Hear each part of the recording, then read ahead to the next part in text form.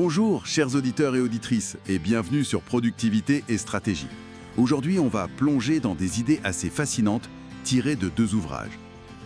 Marquant, Antifragile de Nassim Nicolas Taleb et L'Almanach de Naval Ravikant.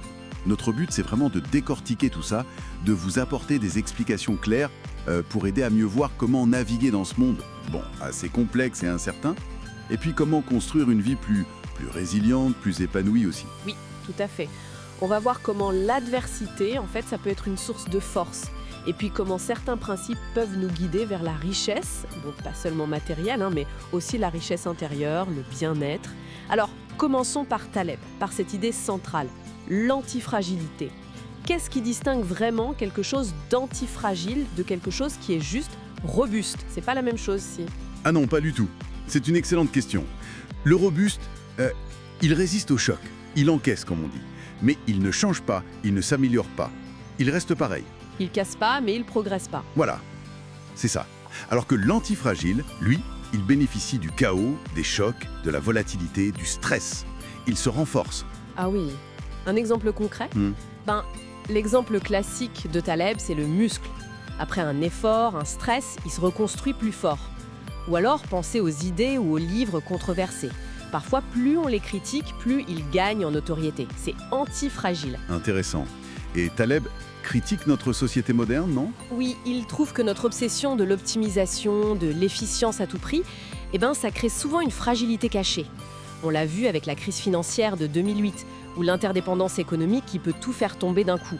Tout est trop connecté, trop tendu. Et cette idée de profiter de l'incertitude, ça fait écho chez Naval Ravikant, j'imagine, pour la création de richesses. Absolument, ça résonne très fort. Pour Naval, il ne s'agit pas d'éviter le risque, non, mais plutôt de l'embrasser. Mais de manière intelligente, asymétrique. Asymétrique, c'est-à-dire? C'est là qu'intervient son idée de levier, leverage. On peut utiliser le capital, le travail bien sûr, mais les leviers les plus puissants aujourd'hui, selon lui, c'est le code informatique et les médias. Pourquoi ? Parce qu'on peut les répliquer quasiment sans coût supplémentaire. Ah oui, le coût marginal zéro. Exactement. Donc un bon jugement, une bonne idée, amplifiée par ces leviers, peuvent avoir un impact démesuré. C'est une forme d'antifragilité personnelle si on veut. Un petit pari qui peut rapporter gros. D'accord. Mais ça implique de prendre ses responsabilités, j'imagine.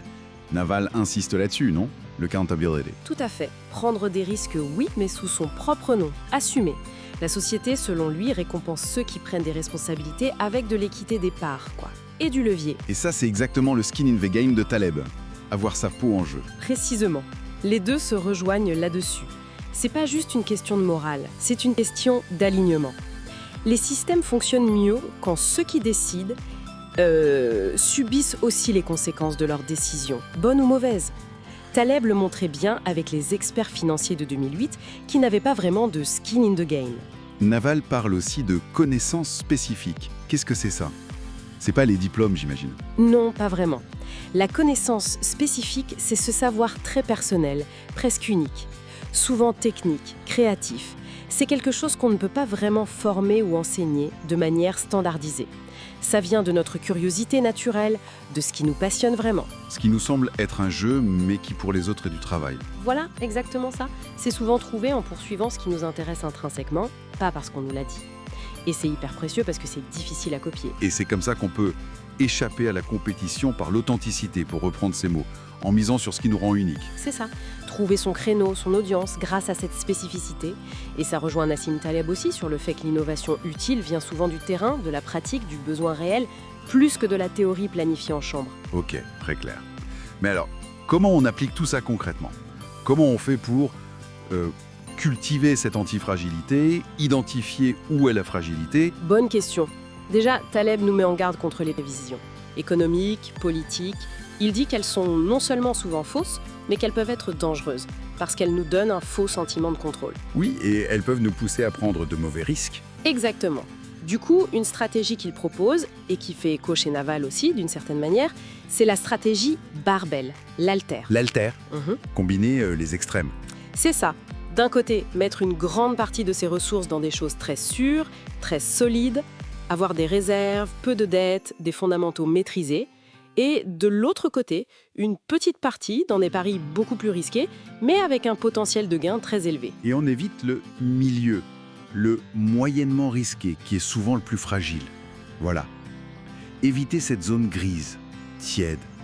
On peut appliquer ça partout. Carrière, projet. Naval insiste aussi beaucoup sur la maîtrise des bases. Bien communiquer, comprendre les maths simples, un peu de psycho, de microéconomie. C'est ça, le côté sûr de l'alter. Et au-delà de l'aspect matériel, richesse, stratégie, Naval parle beaucoup de bonheur.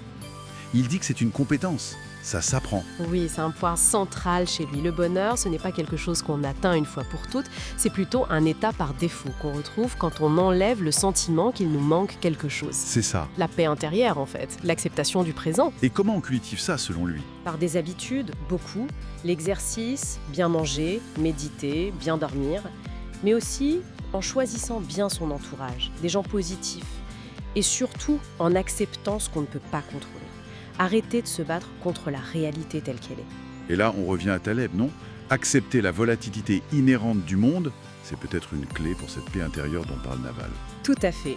Les deux approches, bien que différentes, convergent vers une posture proactive.